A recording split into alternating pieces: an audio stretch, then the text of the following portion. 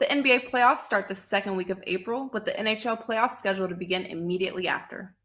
Whether you're looking to raise the Stanley Cup or lift the Larry O'Brien Trophy, we've got the deal for you. Postseason subscriptions are already a great deal at $219, but with this early bird special, we're slashing it even more to just $177 each, and you get the rest of the regular season for free. Between now and Sunday, April 9th, partner with your favorite NBA or NHL handicapper and get their NHL or NBA best bets all the way through the finals. No coupon is needed. Head to the homepage of your favorite WagerTalk or Sports Memo expert and finish the NBA and NHL postseason with a bang.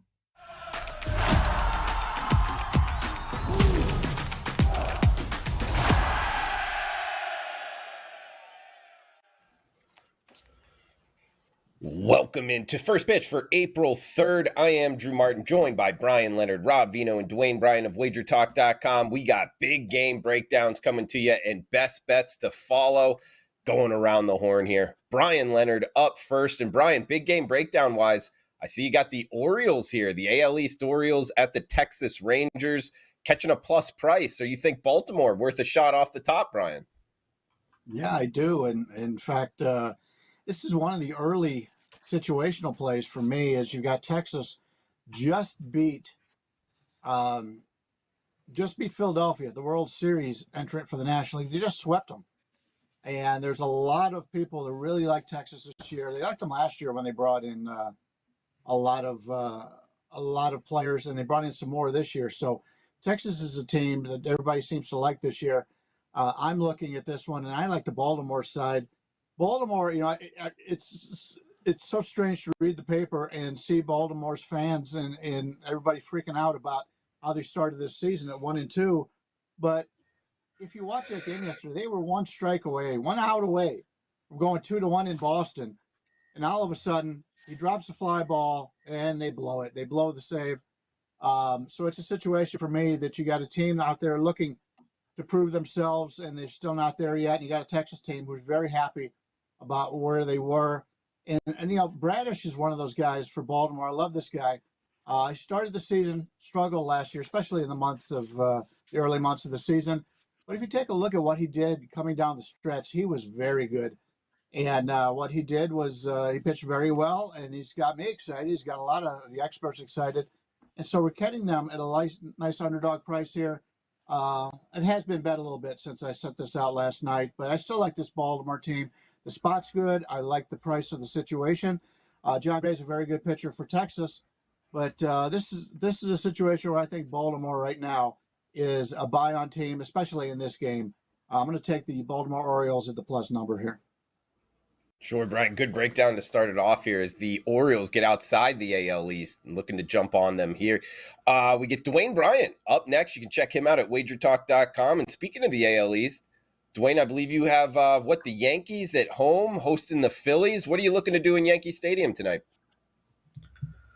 I'm going to lean to the Yankees in the first 5 innings on the run line, that -half a run at -120. The Phillies just got swept in Texas. Bryan just talked about it. And this is a bad scheduling spot for them. They just played Sunday night baseball in Texas last night. They got to travel to New York to play this game. No day, of rest or travel in between. It's back-to-back days. And they face Nestor Cortes, a guy that this whole Phillies team has only seen a combined 17 career plate appearances against him. On the other side, New York just took 2 out of 3 at home versus the Giants. So they not only get to stay at home here, but they get to face Taijuan Walker, a guy they're familiar with from his Seattle days. Walker didn't have a good spring training. He had a 193 whip, a 333 opponent's batting average against.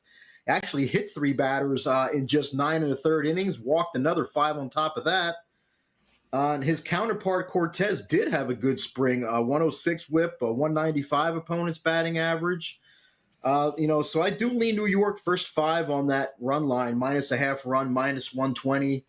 I love the first 5 inning plays, no bullpens. Take that one big hurdle out of the equation. You don't got to worry about getting burned by the bullpens. I don't like going full game run line on home teams because not only then do you have to win by multiple runs, but you have to do it with one less inning at the plate, one less chance to score those runs. Unless you're really lucky and you get a walk-off multi-run homer in the bottom of the ninth. First 5 innings run line means you only have to be up by a single run, and you're also guaranteed to get the same 5 innings at the plate as your opponent. So for me, it just looks like a good spot to take the Yankees' first 5 run line. Dwayne, like the breakdown, man. And yeah, I totally agree with you. Laying the run line guys on the full game with the home team, particularly, that was a great point. You got to win with 3 less outs. You only get 8 at bats to 9 at bats, Dwayne. But I do want to follow up with you. Do you have like a limit price wise, because you're laying the half a run here, that you don't really like to go over in terms of price point wise, chalk that you'll lay? It's on a game-by-game basis. I don't have a set number that I won't say, minus 130 is my limit for, first 5 run line. It depends on the situation. For this game, I wouldn't go above the minus 130. I believe it's at minus 120 right now, which puts this one in play. Okay. Yeah, I like that. Not too pricey at all. Okay. Dwayne Bryant there, guys. WagerTalk.com. And for big game breakdown, we're going down to Robbie Veno here at Rob Veno Sports on Twitter. Robbie, what do you got circled here, man? Big game breakdown wise. Braves, Cardinals. I'll tell you, I looked to go against the Cardinals with the Blue Jays, and I took it on the chin, man. What are you looking to do here in St. Louis? All right, so I guess I have to step in front of that train for you now, Drew, because I'll look at Atlanta here.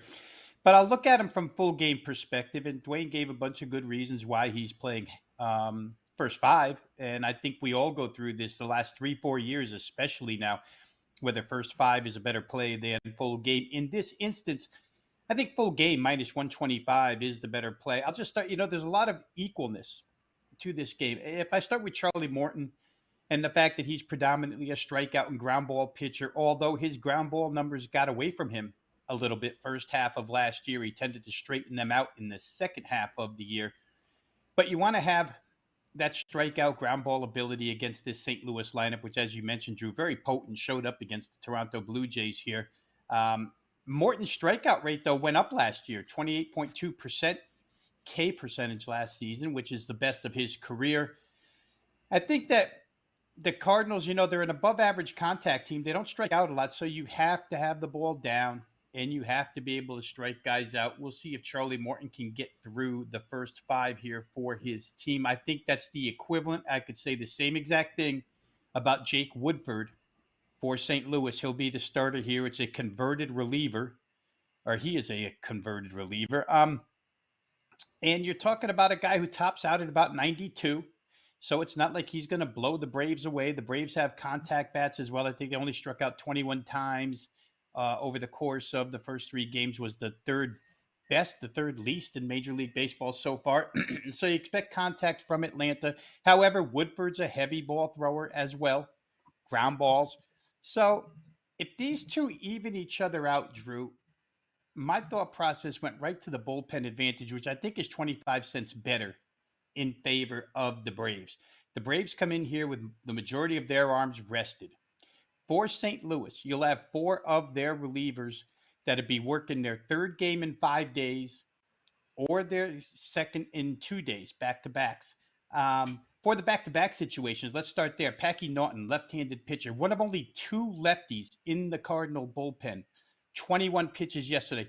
Generally speaking, I use 20 as a gauge, pitches thrown when guys are going to go back-to-back or go 3 days in a row.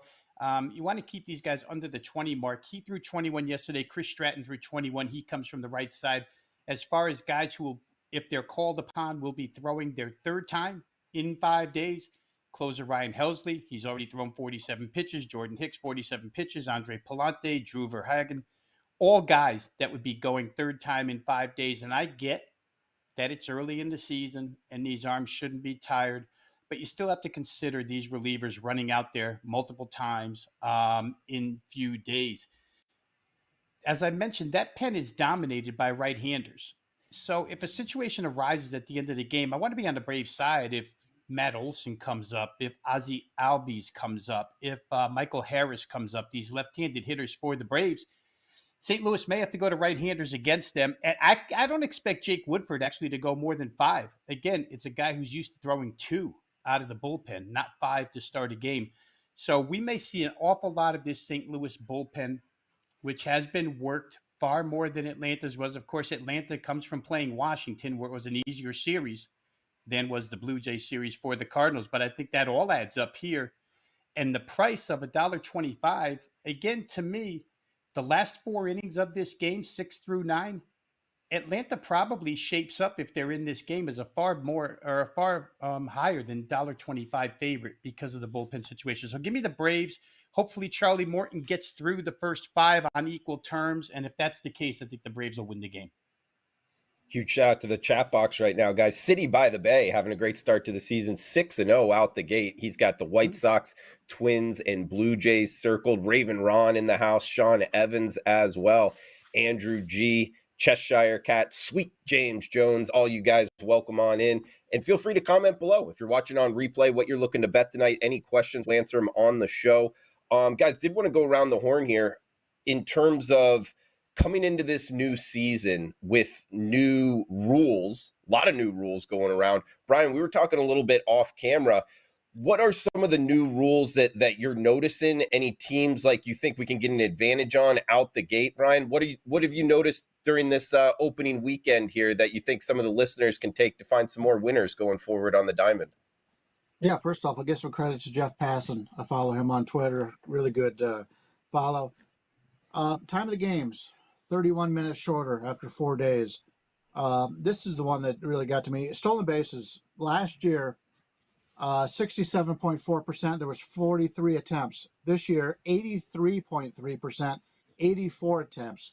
Basically, twice as many attempts on stolen bases, and the percentage is gone up 17%. When you take a look at the pitch clock violations, they've had basically 0.8 per game. So you get one extra ball a game or strike or whatever. But yeah, it's something that I've noticed where pitchers, all of a sudden, they get tired and the bullpens have got to be ready for them. We talked about this in Miami the other day, and we've seen it in other places where a guy will be cruising. Then all of a sudden, he gets tired and the bullpens are not ready for him. They're going to have a guy ready in the bullpen or about the 5th inning for just about anybody out there right now. Because, as I mentioned earlier, some of the players had talked about that it was such a workout being able to pitch in these small time frames, as opposed to before where you could just relax, walk around the mound, get your breath. So these pitchers are going to go from 100 to 0 in no time, and you've got to have somebody weighted up in the bullpen. So I think we may be able to take some advantage of it if you're betting over-unders in individual innings. We may get around the 5th inning or so, or a certain amount of pitches where we can look to play those overs and have a little bit of an advantage there. And that's one of the things I'm going to be looking at. Yeah, makes sense. Tired pitcher looking to go over, giving up more hits. We also got City by the Bay. Shout out to you. Thanks for the tip here on the WagerTalk YouTube channel, City by the Bay. Dear panel, guys, wanted to ask Dwayne Bryant, maybe Rob Veno here. Dear panel, I always wait until lineups are announced before placing my bets. Am I wrong? ? Thanks. Dwayne, any opinion on that, or did you have anything with the rules changes? No, I mean, like I said before the show, I haven't spent hardly any time in front of a TV the last few days. I've been busy, so I mean, I haven't really seen any games yet to form an opinion on the rules changes and how they're affecting things. Okay. As for the lineups, you can't go wrong, in my opinion, if you're going to wait for lineups to come out. I mean, it's not something that I do personally normally, but I mean, I just the quick answer is no. I don't really think that's a bad thing. Yeah, I wouldn't either. Robbie, do you wait until lineups are out to place your bets? Actually, sometimes, guys, to answer your question, City by the Bay, I'll try to get out in front of it. With these lineup changes, if you know a guy's coming out, try to get your bet in before the lineups come out. If you have some information, that's kind of tough to come by, but that's one thing I do, City by the Bay. But a lot of times it's difficult from a sports betting, just kind of keeping your schedule to wait for the lineup. So unless some guy's banged up or something like that, a lot of times I don't wait for it, actually, Robbie, but I don't think it's a bad idea. Do you have anything quickly here before we get to best bets, Rob? Yeah, generally I would say this, and just from my own handicapping perspective over 30 years, Sundays it's important. Sundays are the days where guys get rest. So if you're going to wait on lineups on a Sunday. Generally speaking, Drew, during the week, you get the same left-handed lineup, you get the same right-handed lineup. So once you know what those Right. are, that's what you're going to get, and you can bet early. But Sunday is it's a crapshoot on who you're going to get, and I think it's why you see so much line movement on Sundays, but maybe 60 minutes before the game starts, because that lineup card shows up, and all of a sudden people are rushing to bet the other side of some lineup changes. So that to me is important on Sundays more than anything else. I'll say this, and this goes off topic just a shade here, Drew, but for me, as a guy who likes to play totals in baseball, I don't bet totals early in the first game of a series because I have no idea who the umpiring crew is. And I hate to get stuck betting a game, taking a picture, and then finding out I've got some guy behind the plate that has a 10-mile wide strike zone, and I have under or over, or then having a guy whose strike zone fits in a Rubik's Cube. And, you're stuck with an under and nothing's a strike in that game. So, first game of a series, I don't bet totals early until I know the umpiring crew. Lineups I'd wait for on Sundays. I agree with Brian. The stolen bases, Drew, to me are going to be huge this season. And all of a sudden, just from my own perspective, I found myself this morning looking out catchers' percentage of throwing out runners and how Reese McGuire for Boston got picked on this weekend for 10 stolen bases by the Orioles. So you can see which teams are going to run. It's only one series, small sample size, so don't get too carried away. But in St. Louis, it's not Yadier Molina anymore throwing people out. It's Wilson Contreras, and that could be a little bit of a difference. So you have to pay attention to these catchers' arms because teams are going to take advantage. Good stuff from Robbie Veno at Rob Veno Sports on Twitter. Check him out, WagerTalk.com. Guys, it is time for Best Bet segment here. I'll start us off. I'm heading to Kansas City for their home opener, hosting the Blue Jays. And something I'm going after this season, guys, is looking to fade AL Central kind of bottom feeders. No offense to Kansas City Royals fans out there. I just don't think your team's going to be very good. Season win total, I bet under 69.5. And some of the reason why is because of the balanced scheduling. I think, having to play more AL East teams here, and this is a prime example. You get the Blue Jays coming into town. I think the schedule is going to be a lot tougher. So, yes, Singer is a good starting pitcher, has the advantage over Berrios when you look at the numbers. I just think that's kind of the only advantage that the Royals have on paper here, being at home. So getting the Blue Jays as low as minus 117 right now, guys. Looking at the Wager Talk Live odds screen, you get 20 out there, as high as minus 125. The Blue Jays are the side for me. I just think lineup-wise for the full game here, guys, we're going to have a big advantage with these Blue Jays bats. They've scored 15 runs out the gate this season, where the Royals have already been blanked, have already been shut out twice in just 3 games. They only have 4 runs scored in 3 games. I'm taking the Blue Jays minus the 120 price here, guys, for my best bet. I'll throw it over to Bryan Leonard. Guys, Bryan knows his baseball. Multiple successful years here. Also NBA and NHL seeing it well. 96 and 75 NHL run. Number 1 in NHL net profit the past 5+ seasons. And in the NBA, the association, as we're getting here towards the end of the regular season and into the playoffs, he's on a 61 and 42 run. So, Bryan, you got anything here for final thoughts for the show? And where are you heading for best bets? Yeah, my final thought on the show is something that Rob talked about, and that's Sundays. The reason why he talks Sundays is because it's getaway day. Teams enter a series. They leave Thursday. Normally it's Thursday and Sunday are your 2 days you need to look out for. And on getaway day, they play a lot of the bench players. So Thursdays and Sundays are times that you need to look at the schedules. I'm going to take a look at Tampa Bay and Washington here, and I'm going to do something a little bit different here. I'm going to give you a team total. Tampa Bay started the year great. Tampa Bay is a well-run organization. Tampa Bay's got terrific minor leaguers. This is a team that does it the right way. Minnesota's always been that way. Cleveland's been that way. And Tampa Bay's got so many good guys in the minor leagues that you always have to be on the lookout for bringing guys up. And Drew Rasmussen was brought over here just a couple of years ago, and he was more of a relief pitcher in the past, but he's really looked good, and he continues to look good. For Tampa Bay, his walk percentage is excellent, only 5.3% last year. His XW WOBA is only 290. So this is a guy that doesn't give up a lot of hard contact for the most part, and he's a very good pitcher.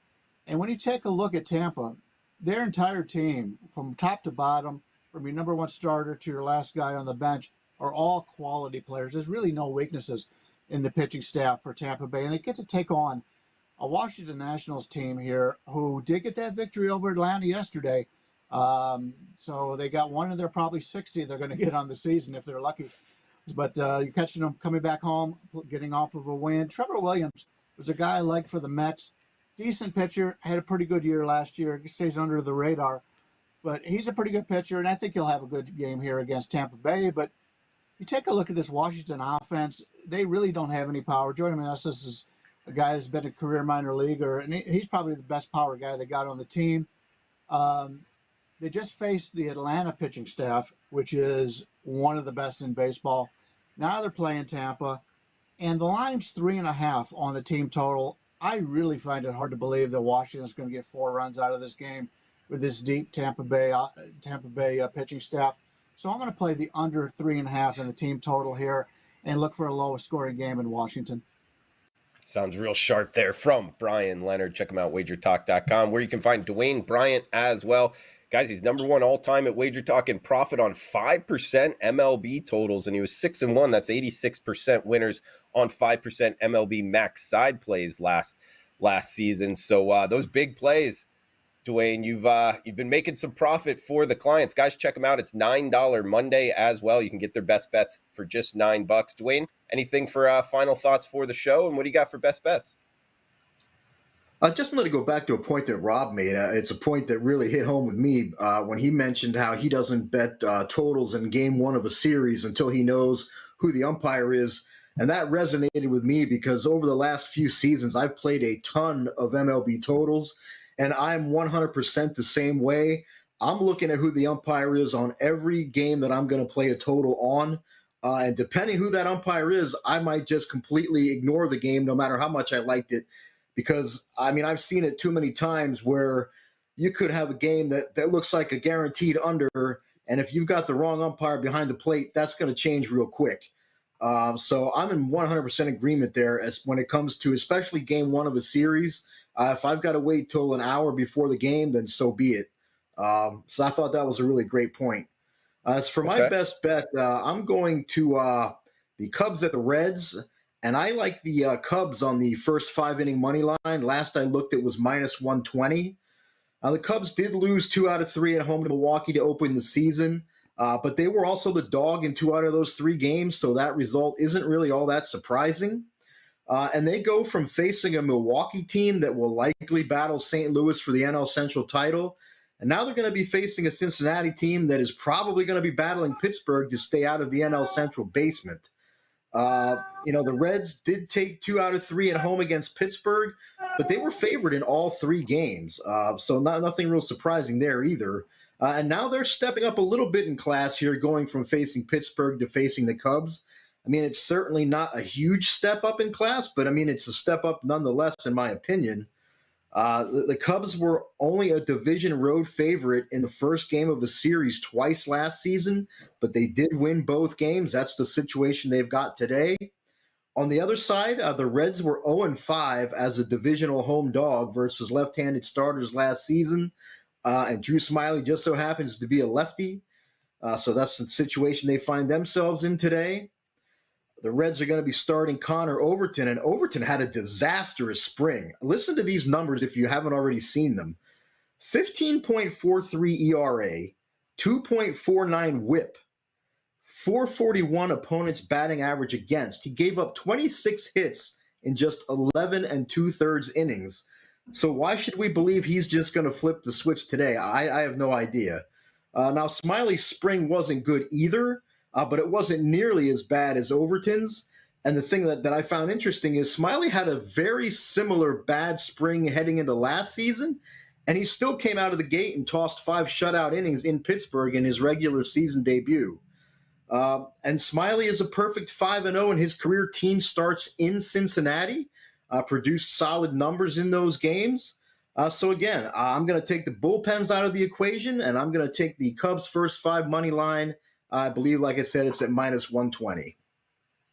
Bringing the heat, Dwayne Bryant with the stats there. I like it, Dwayne. Yeah, the spring training stats. It's always kind of a little bit of a tricky handicap. How much does it matter? You kind of touched on that, but that 2.49 whip in the spring, ooh, that's one I would like to fade as well. Great stuff from Dwayne Bryant. Guys, check him out, WagerTalk.com, $9 Monday.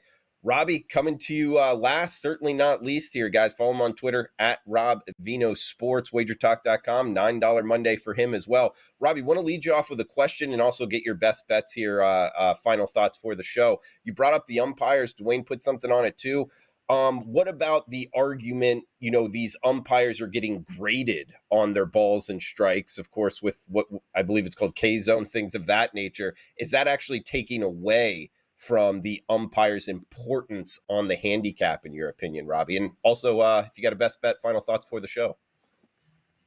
We're only one series into this season, Drew, but watching last year's Major League Baseball season, I would say these umpires are who they are. I mean, the guy who's going to call the outside strike and give the extra 3 inches still gives the extra 3 inches. The guy who's going to make you throw it right down the middle is still the guy that's going to make you throw it right down the middle. So there's so many home plate umpires now that some of them may change because they're being graded. But I think the veteran guys, they are who they are. And there's just some guys you want to stay away from. You don't want to be stuck in a bet total wise and then find out you've got an overplay with a dead under umpire.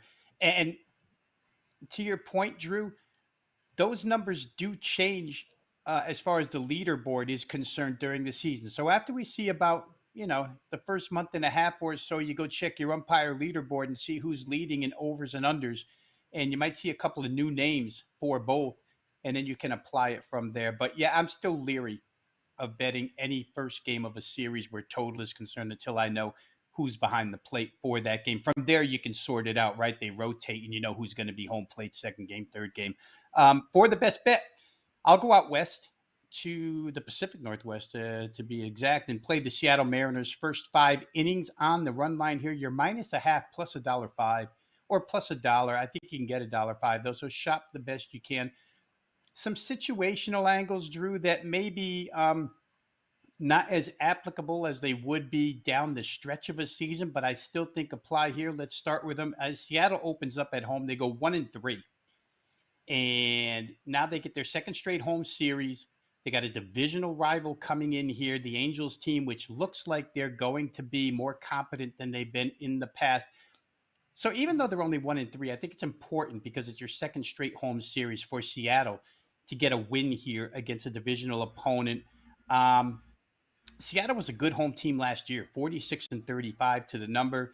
This could be a bit of a step up in class. In fact, it is a step up in class. I shouldn't say could be. It is a step up in class for the Angels, who just got done playing the A's. Who I know you talked about AL Central teams that you want to fade, and AL West team that you might want to fade. The A's are just not a good baseball team. The Angels got through them, I think, 2-1 in that series. And there's a potential step down in class this evening for the Mariners as far as the opposing pitcher is concerned. They just had to face Cleveland's staff, which is tremendous, both starting and relief-wise. And now you get Reed Detmers and the Angels. And the Angels, although I'm not playing full game, bullpen's a little bit overworked for those who are playing full game. I'm going to shorten it up to 5 game here. And this looks like it's a little bit contrarian because of the line move in this game. But I'm going to back George Kirby here. George Kirby last year, 4 starts against the LA Angels, 23 2/3 innings. 3 of his 4 starts were 6-inning quality starts. The other one was a 5 2/3. Overall, in 23 2/3 innings, he only allowed 25 base runners. He had a 29-3 strikeout to walk margin, which is tremendous. Only gave up 1 home run to the Angels in 97 plate appearances against. So again, 106 whip, 278 on base percentage, 594 OPS, all stellar numbers against this team. And the first thing I thought to myself was, that's great, Rob, but did Trout play in those games because he was hurt so much last year? Well, 4 times Mike Trout played in 2 of those games. Shohei Ohtani played in all 4. In the 2 games that Trout played against George Kirby threw 12 innings, only gave up 11 base runners, had 14 Ks in those Mike Trout games. Going to face Reed Detmers here, who also had excellent numbers against Seattle last season. Reed Detmers, though, when I went through the numbers, superior home pitcher to road, only allows a 193 batting average at home. However, on the road, that goes up to 274. His OPS goes up over 100 points when he hits the road, 596 to 707. And if we're talking about star players who didn't play when a guy pitched, Julio Rodriguez didn't play in either game thrown by Reed Detmers last year. And Seattle in the offseason stocked up on some right-handed hitters. Pick up A.J. Pollock, pick up Teoscar Hernandez to help them against left-handed pitching. I think the stolen base aspect, we talked about it earlier, how I fully believe it'll have an effect on games. The Mariners are more apt to run than the Angels are. The Angels had one stolen base attempt all weekend long against the A's. They're still more of a station-to-station type of team, more power-laden than they are a team that's going to manufacture runs or attempt to manufacture runs. So I like that for the Mariners here. I need to be ahead by one run at the end of 5, but I think I will be. So give me the Mariners first 5 with George Kirby plus $1 or $1.05. You can get that available in a lot of places right now. Mariners first 5 minus the half a run plus 105 for Robbie Veno. I'm on the Toronto Blue Jays minus 120 up against the Kansas City Royals. We heard Bryan Leonard there. Washington, the Nationals team total under 3.5, and Dwayne Bryant, Chicago Cubs in the first 5 minus the 120 price tag. Guys, that does it for the show, but mark your calendars here. 2 o'clock Eastern time, Monday through Friday, right here on the Wager Talk YouTube channel. First pitch, breaking down the games, big game breakdown, and best bets. Make sure to check out Bryan Leonard, Dwayne Bryant, Rob Veno at WagerTalk.com. And remember, it's $9 Monday. Feel free to comment below if you're watching on replay. Huge shout out to the chat box. Like always, thanks for tuning in, guys. Cash those tickets. We'll talk tomorrow. Each and every Monday is $9 Monday at both WagerTalk.com and SportsMemo.com, when all daily picks packages are priced at only $9, including 5% best bets, normally priced at $35. As an added bonus, any picks packages loaded early for Overnight Tuesday or action during the week will also be priced at $9 until midnight on Monday. So make sure to take advantage of getting these $25 and $35 picks for only $9 before the clock strikes 12 and they return to regular price.